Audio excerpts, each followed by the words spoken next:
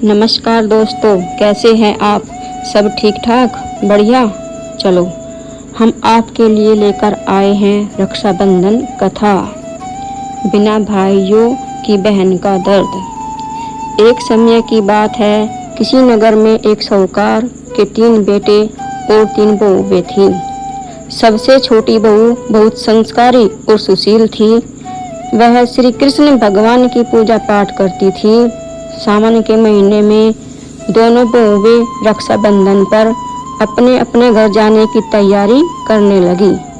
सुबह उठकर जल्दी जल्दी काम निपटाने लगी। छोटी बहू ने पूछा, क्या बात है दीदी, इतनी जल्दी जल्दी काम क्यों कर रही हो? तो उसकी जेठानियाँ बोली, रक्षाबंधन का त्योहार है, हमें पियर जाकर अपने भाइयों को राखी बांधनी है। तू क्या जाने रक्षाबंधन का महत्व, तेरा तो भाई ही नहीं है। इतना सुनकर छोटी बहू श्री कृष्ण भगवान की प्रतिमा के सामने जाकर रोने लगी और बोली, मेरा भी भाई होता तो मैं भी पियर जाती।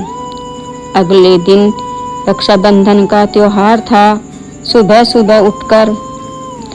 सुबह साहूकार के घर दूर के रिश्ते का भाई आया और कहने लगा, मैं इसका भाई हूँ और रक्षाबंधन पर अपनी बहन को घर ले जाने आया हूँ। साहूकार का बेटा बोला, इसका तो कोई भाई ही नहीं है, तुम कौन हो? उसके समझाने पर साहूकार और उसका बेटा मान गया। छोटी बहू को भेजने के लिए तैयार हो गए। साहूकार के बेटे के मन में संकोच हुआ और बोला, तुम इसे लेकर जा रहे हो, लेकिन मैं इसे लेने आऊँगा।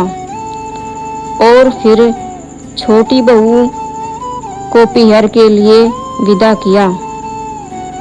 रास्ते में चलते चलते बहन ने अपने भाई से पूछा, भाई तुम इतने दिन कहाँ थे?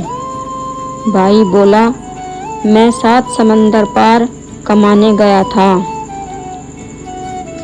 फिर वे घर पहुँच गए और भाभी ने खूब खातिरदारी की और रक्षाबंधन का त्योहार मनाया। हंसी खुशी से ऐसे ही कितने दिन बीत गए। एक दिन साहूकार का बेटा अपनी बहू को लेने आया और महल जैसा घर देखकर चकित रह गया। भाई भाभी ने खूब आओ भगत करी। अगले दिन खूब सारा सोना चांदी देकर विदा किया। रास्ते में चलते चलते साहूकार का बेटा बोला, अरे मेरा कुर्ता तो तुम्हारे भाई के घर ही रह गया, मैं उसे लेकर आता हूँ। छोटी बहू बोली, आप क्या करोगे उस कुर्ते का? पुराना हो गया था, नया सिला लेना। वापस जाओगे तो घर पहुँचते पहुँचते अंधेरा हो जाएगा। साहूकार का बेटा नहीं माना और कुर्ता लेने वापस चला गया। जाकर देखा, महल की जगह एक पीपल का पेड़ था। उस पेड़ पर उसका कुर्ता टंगा था। अपना कुर्ता पेड़ पर देखकर उसे बहुत गुस्सा आया और बोला, वह कौन था जो तुम्हें लेकर आया था? क्या काला जादू था? और उसे पीटने लगा। इतने में तेज प्रकाश के साथ श्री कृष्ण भगवान ने दर्शन दिए और कहा, इसे मत मारो, ये मेरी बहन है। हर साल रक्षाबंधन पर मुझे राखी बांधती आई है। मैंने इसका भाई होने का फर्ज निभाया है।